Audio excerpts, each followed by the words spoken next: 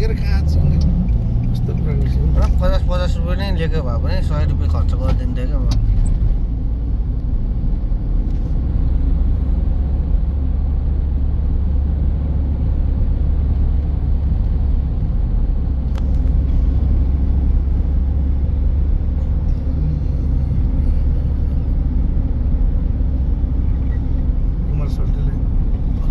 यस्तो भएर हिँड्नु कि होइन आज आउने होइन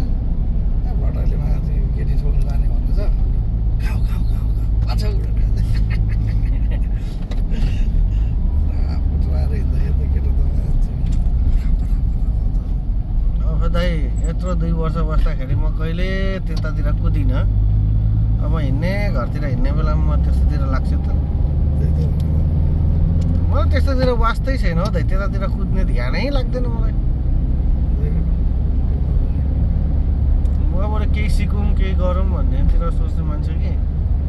त्यो केटी सेटी अनाहरू सेक यताउति चाहिँ कुद्ने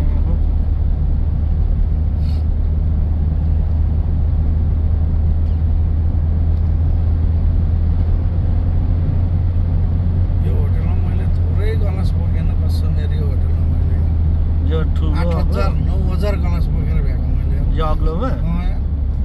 टेबल ग्लास र उमा